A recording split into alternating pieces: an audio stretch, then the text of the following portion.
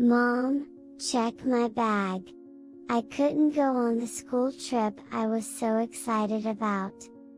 About 14 minutes after seeing my daughter, Emily, off to her school trip, she unexpectedly returned home and burst into tears, saying that shortly after I sent Emily off on her school trip, I received a call from her class teacher.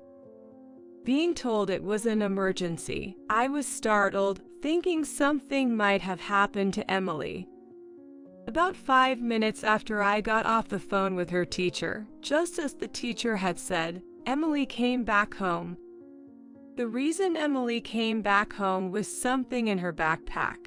When I checked, I found that her brand new change of clothes and other items were wet and discolored. I found out that my mother-in-law, Mary, had gone to the school and done something. Not to complain, but my relationship with Mary is bad, and she even disliked Emily, so there's no way she would have gone to see her granddaughter off. I immediately called Mary, furiously demanding an explanation. Then Mary said that it wasn't fair for only Emily, one of her 2 granddaughters, to go on the school trip. She thought it would be too sad for the other granddaughter who couldn't go. Mary justified her actions as delivering justice to Emily, insisted she did nothing wrong, and abruptly hung up the phone. Unable to contain my anger, I reported the incident to a certain person. As a result, Mary ended up provoking the wrath of that individual, leading to her own downfall. I am a housewife in my 30s. I have a daughter with my husband, who is in the same age group as me. Emily, who turned into a 6th grader this year, has been looking forward to her school trip for quite a while. Since kindergarten, Emily has been practicing rhythmic gymnastics, and sometimes she demonstrates her skills as an example during gymnastics in her physical education class. Emily, who once appeared in the local newspaper for participating in a competition, has become somewhat of a local celebrity. Once a year, there is a showcase in physical education class where each student presents his or her own creative gymnastics routine. When the time for the showcase arrives, it's so popular that students from other classes also come to watch. Despite her popularity, Emily has never been overconfident or boastful about it. Whenever asked for help, she willingly spends time with her friends, offering advice and assistance until they are satisfied. I'm grateful she has grown up to be such a considerate person. My husband and I married for love, but since the beginning of our marriage, it's been a series of never-ending problems. The issues aren't with my husband, but rather because of Mary's behavior. She believes I stole her precious son and has been causing trouble for me because of it.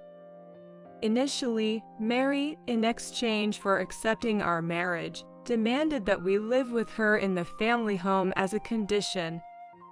My husband had moved out of his family home to live alone when he went to college, and I was in a similar situation. Therefore, we had decided not to live with either set of parents, but to live on our own instead. Of course, we agreed that if either of our parents ever needed care or assistance due to health or other reasons, we would discuss and address the situation then.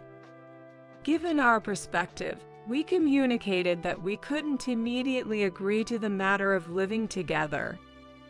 We could have declined right away, but we were concerned about upsetting Mary and worsening our relationship with her.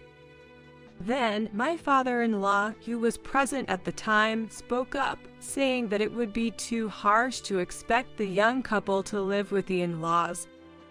He proposed that it would be better to let us live alone for a few years, offering us a lifeline in the situation.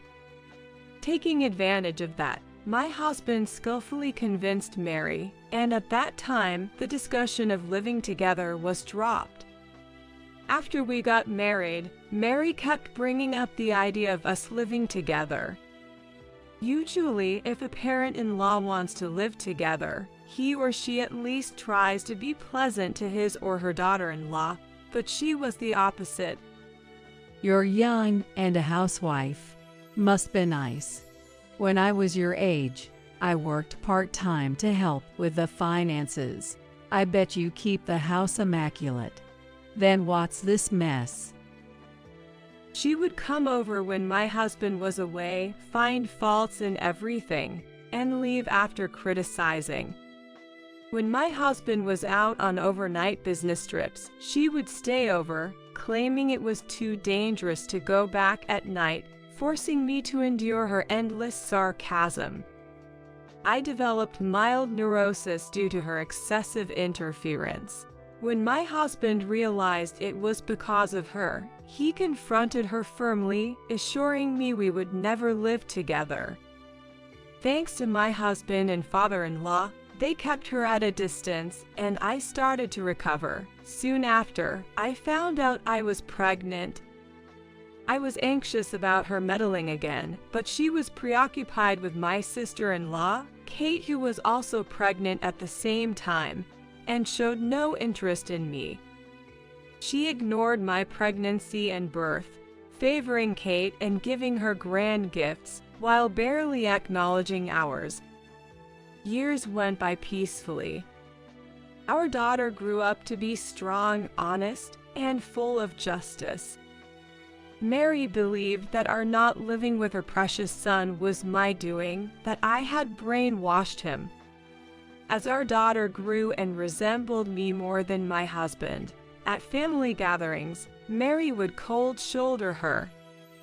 In contrast, she adored my niece, who looked just like Kate as a child. She would give gifts to my niece for Christmas, but not to Emily. My father-in-law would secretly give one to Emily, but if he's caught doing so, she would snatch it away, saying, I won't give anything to the child of the woman who stole my son. When confronted by my husband or father-in-law in front of the kids, she dramatically claimed we were all ganging up on her. Emily gradually realized she was disliked by her grandmother. But she never became resentful. I'm so grateful for how well she's grown up. Just before Emily's preschool graduation, Kate got divorced and took custody of her daughter. The divorced Kate, along with my niece, moved in with my in-laws. My niece then ended up in the same school district and elementary school as Emily. They were in the same grade. My niece and Emily are in different classes, yet my niece often comes to see Emily. She frequently borrows school supplies and personal items that each student is supposed to have. I realized this because Emily's stationery was running out unusually fast. I initially suspected it might be bullying, with her things being hidden or thrown away, but it wasn't the case. Naturally, if two people share something, it runs out faster. I was relieved to learn it wasn't bullying, but I couldn't shake off this nagging feeling. I wondered if this was also a form of harassment from Kate. Mary didn't like me and Emily, often making our lives difficult with her constant nagging and harassment. Especially after Kate got divorced and moved back in with my in-laws, there were frequent incidents that seemed like she was contacting me just to make snide remarks. How can someone as impressive as you be my brother's wife? You'll definitely be dumped eventually. Kate seems to think highly of herself as a capable woman. Despite her own failed marriage, she would go out of her way to tell me that I too would inevitably be left by my husband. As irritating as it was, I tried to ignore her, thinking she was just envious of our seemingly happy family. However, the thought of her extending her spiteful behavior towards Emily was something I didn't want to consider. I told myself that I might be reading too much into it. This decision of mine would unexpectedly lead to consequences, but that was something to unfold a bit later. Time passed, and Emily became a 6th grader. In the 6th grade, there's a school trip. Emily had always been excited about it, especially each time she brought her savings for the trip to school. Now that she had reached the grade when the trip would finally happen, we frequently discussed where they might go in our conversations as a family. When it came to my own school days and my husband's, our daughter became curious about our school trip experiences as soon as the schedule and location were decided. Once our daughter brought home a note from school asking each family to prepare for the upcoming school trip, she and I began to prepare little by little. While she was excited and upbeat, I felt a bit worried. Recently, there had been an incident in her class, and the parents of the children involved were called in. Emily often remarked, "Why are the boys in my class so foolish?" showing her concern about the misbehavior of some rambunctious boys. By 6th grade, it's common for girls to start showing physical changes, and some more developed girls even start wearing training bras around 4th or 5th grade. Emily, being an active gymnast, had a muscular build, so her chest area wasn't particularly mature.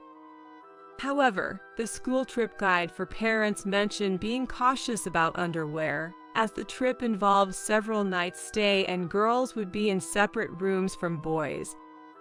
It also advised that girls not used to wearing bras should start getting accustomed to them. The guide also contained information about menstruation. These letters from school would inevitably be read by curious children. It seems that some mischievous boys reacted to the words period and bra and started teasing girls who were more physically developed or harassed them out of sheer curiosity. I had already talked to Emily about the changes her body would undergo as she grew older. Even before the school brought up the issue of underwear, her gymnastics club had discussed it, especially since gymnastics attire tends to be form-fitting, highlighting body lines. The club's discussions included care for girls as they approached puberty. So, I had already taught Emily about the individual differences in growth, and that it's wrong to tease others about their bodies. Emily, who has a strong sense of justice, defended the teased girls and called out the boys' bad behavior.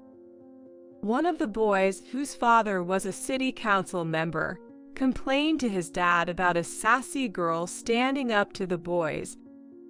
This led to a major fuss at school, with the parents of the boys' friends demanding that the parents of the outspoken girls be called in. However, since there had already been issues with boys teasing physically developed girls, the parents' demands were not acknowledged. The parents of the teased girls even threatened to report the matter to the school board if it happened again, which led the school to adopt a stricter stance towards the boys and their parents. As a result, Emily became even more popular among the girls, seen as a brave and reliable ally. However, when out of their parents' sight, kids can sometimes commit acts that would put even adults to shame. I was really on edge about whether Emily would face any revenge from the boys' group she had a conflict with.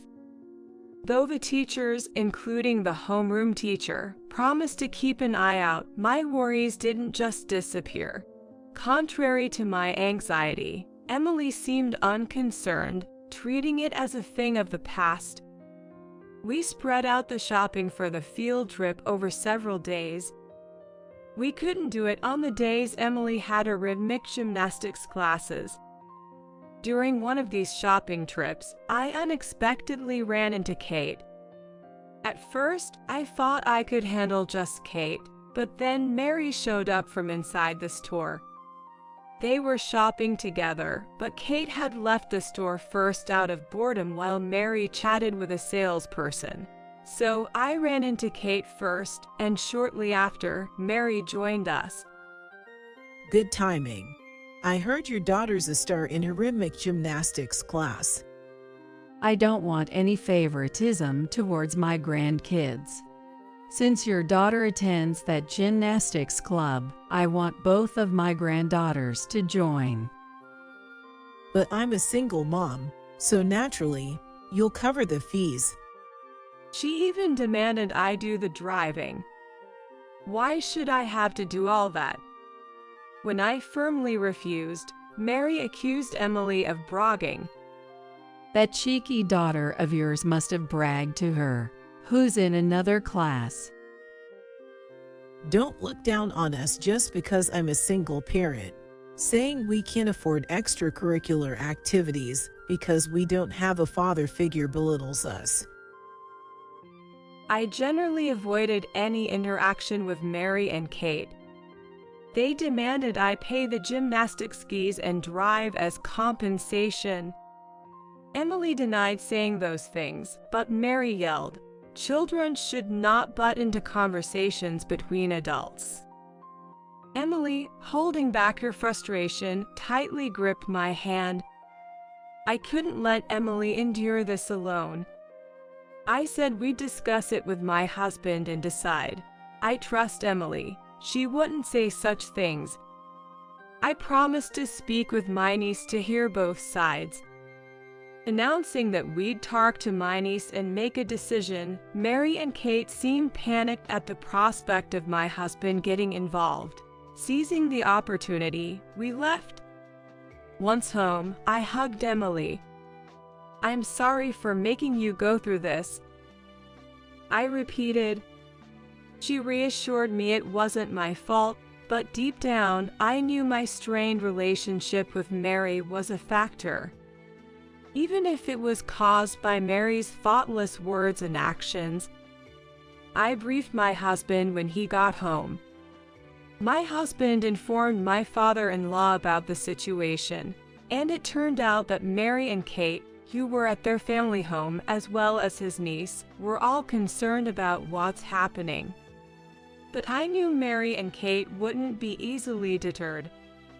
Despite the difficulties, the day of the eagerly awaited school trip arrived.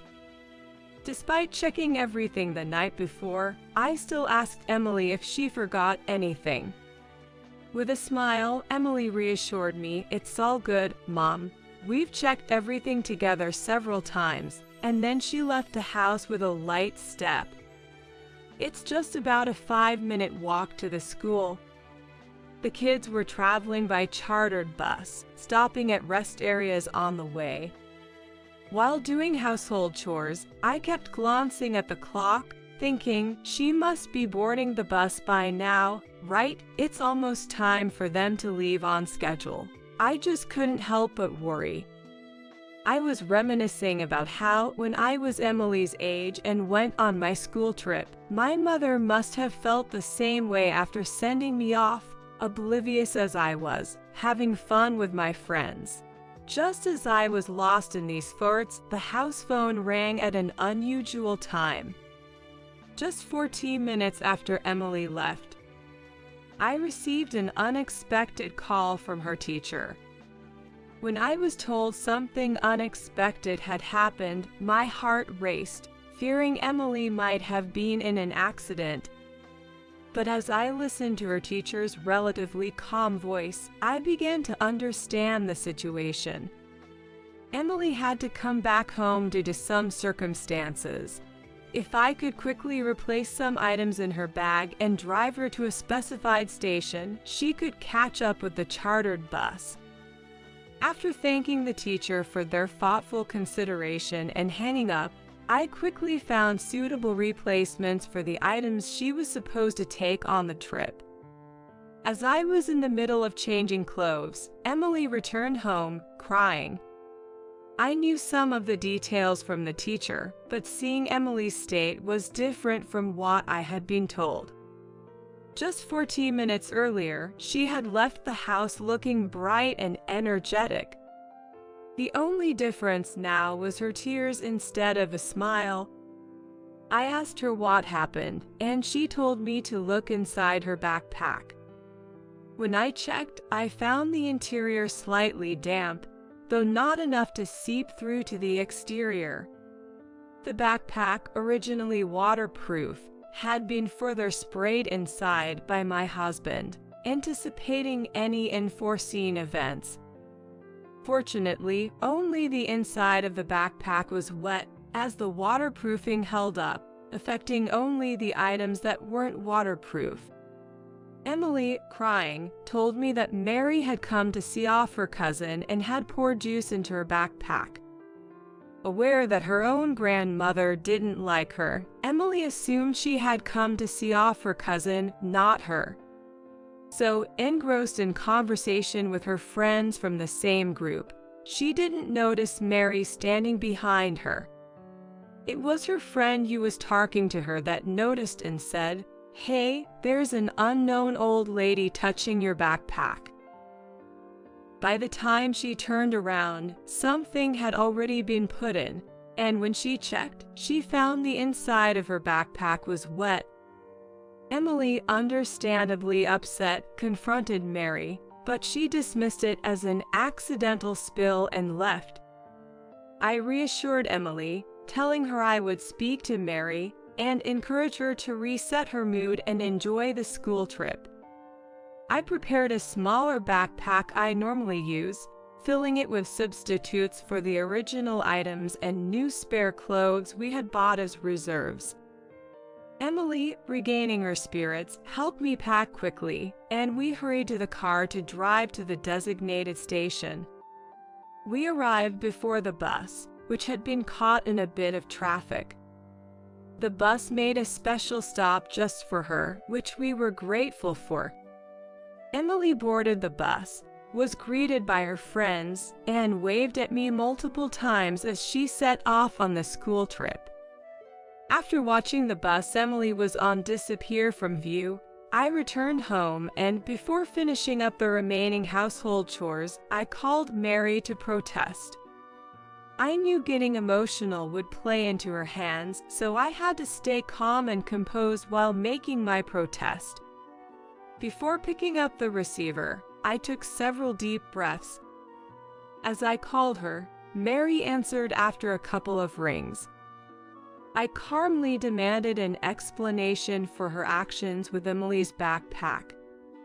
She's one of my 2 granddaughters, and it just seemed so unfair for only one to go on the trip.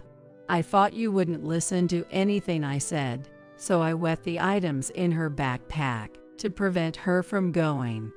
Isn't it your lack of concern to blame here? Shouldn't you realize that? What was this woman saying? That was my reaction upon hearing Mary's excuse. But as infuriating as it was, I knew calling her names would mean losing the argument. I tried to stay calm and counter her words. But then she abruptly ended the call, claiming she had to go out. I wasn't even aware that my niece couldn't go on the school trip. I generally avoided any interaction with Mary and Kate. How could I have known? Moreover, Emily hadn't mentioned anything about her cousin not being able to go. There was no information about any illness or injury, and even though my relationship with Kate wasn't good, if my niece had been sick or injured, my husband would have heard about it. My husband would have surely shared such information with me, at least for the sake of keeping me informed. The anger inside me was boiling, and just then my niece called. She confessed to feeling envious after seeing how excited Emily was about the trip. I generally avoided any interaction with Mary and Kate. However, she was told by her mother that she couldn't go because they hadn't made any payments for the trip. Mary, upon hearing this, decided that since my niece couldn't go, it would only be fair if Emily also had a painful experience. She had said this the night before, but my niece never thought she'd actually prevent her from going. My niece apologized to me. It turned out she didn't know they weren't making payments. Kate had told her that the trip was fully paid for and that she didn't have to worry about anything. So, my niece believed what she was told, but as the school trip drew near, she was confronted with the fact that no payment had been made. What a cruel thing for Kate to do. There were children in Emily's class who, for various reasons, couldn't attend the trip. When I was a child, there were also kids who didn't participate in school events due to illness or religious reasons. I had told Emily not to ask such children why they weren't going. I assume my niece's teacher, trying to be considerate, didn't pursue the unpaid fees for the school trip. If they had, my niece would have questioned it, and my father-in-law, who lives with them, would have noticed. I couldn't forgive Kate for imposing such a burden on her child. I had been avoiding them, but this time I couldn't just let it go.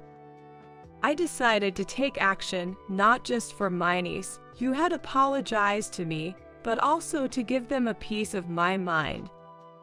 I reassured my niece that it wasn't her fault and that this was an adult problem. That evening, when my husband came home from work, I explained everything that had happened.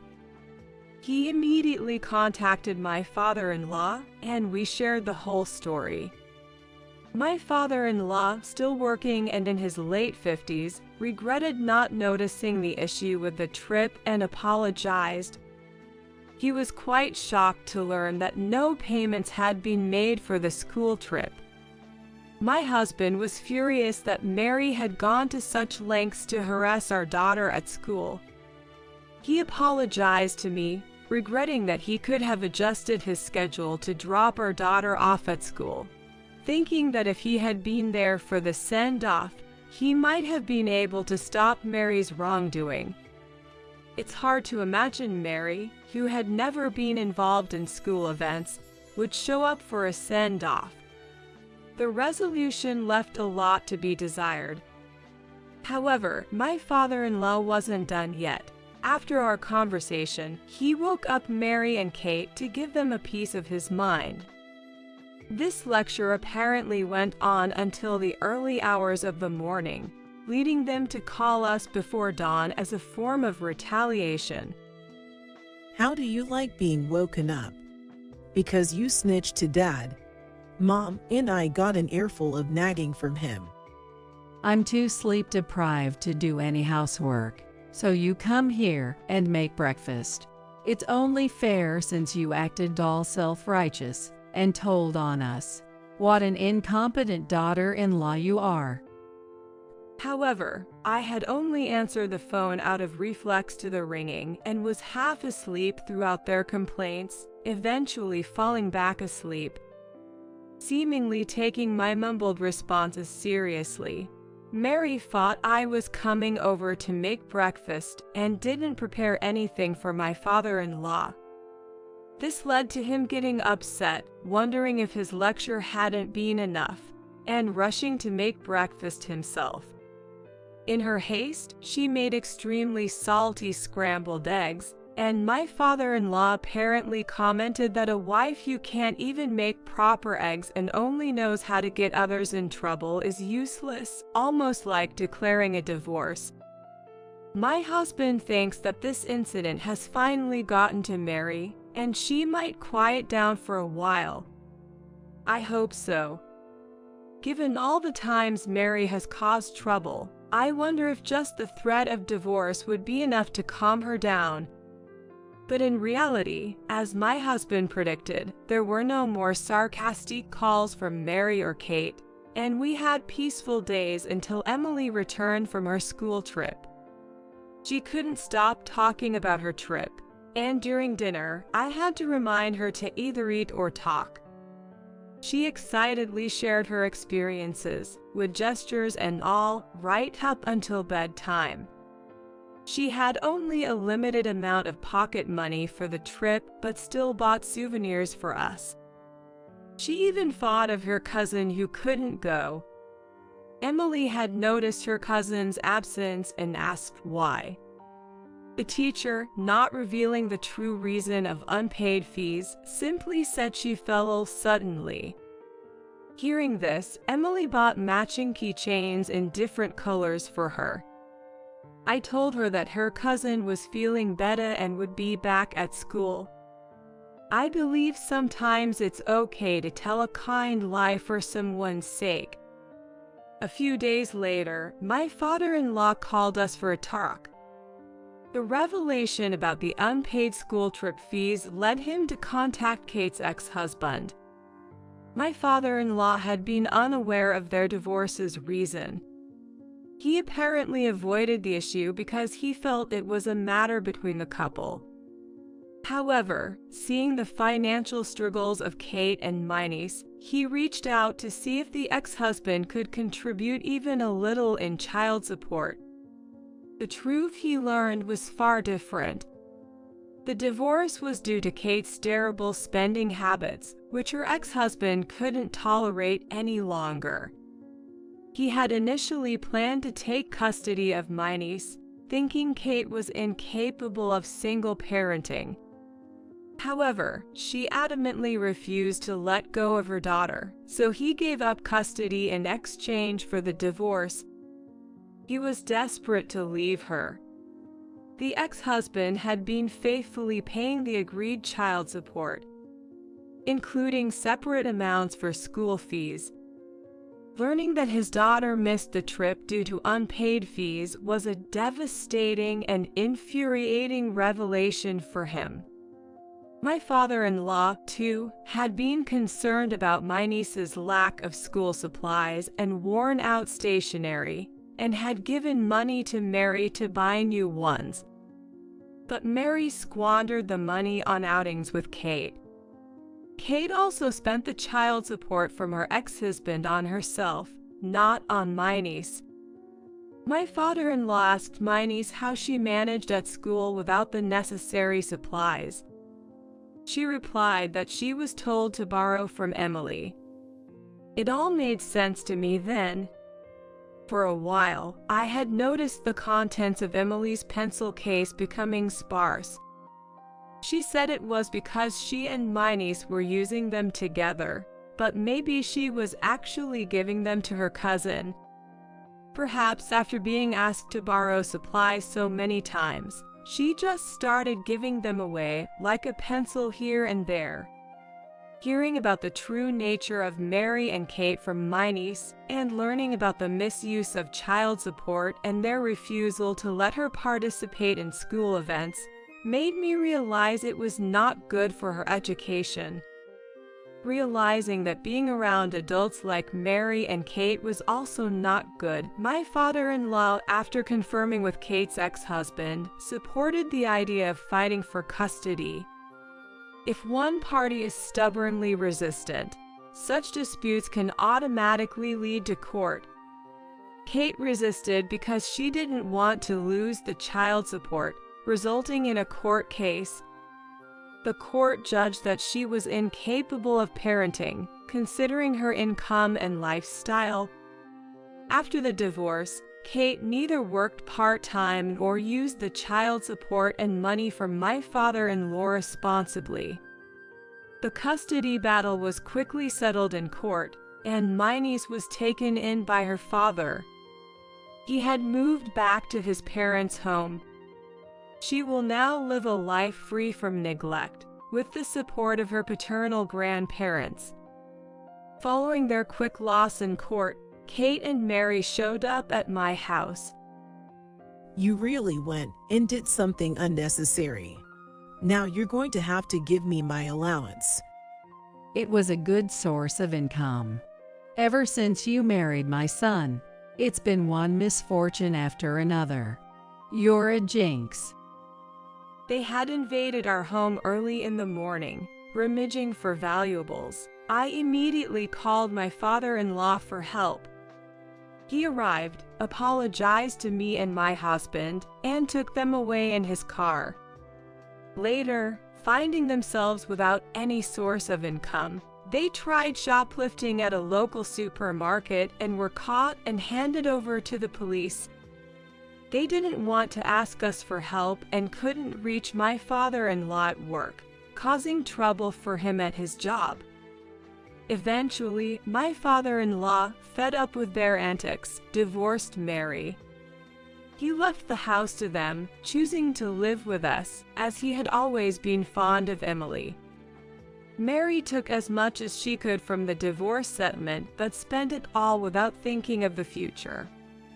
Even though they could shelter from the rain and wind, their electricity and gas were cut off, and eventually, even their water supply was shut off.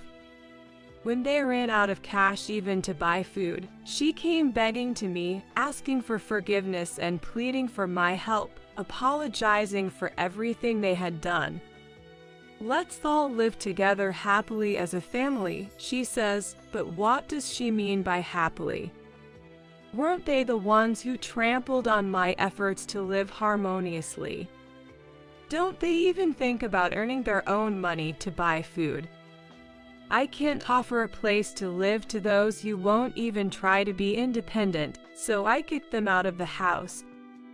They banged on the door for a while, but eventually, the police came due to a neighbor's call and gave them a warning. Having already been interrogated by the police once, they probably thought it'd be bad to get caught again and finally left. After that, they never came begging to us, but I heard they racked up a lot of debt from shady sources and didn't even try to work to pay it back. Their former house was plastered with demands for repayment, and at one point, loud angry voices could be heard, but now it's quiet, and I've heard neither Mary nor Kate have been seen. I don't know and don't want to know where they are or what they're doing. My niece has been taken in by her father and had to transfer schools. But she and Emily still keep in touch through letters and calls. They seem to enjoy their conversations. My husband and her father, now finding common ground, have been exchanging parenting tips through emails. They're even discussing taking the girls on a small trip together. I just hope for a brighter future for both my niece and Emily.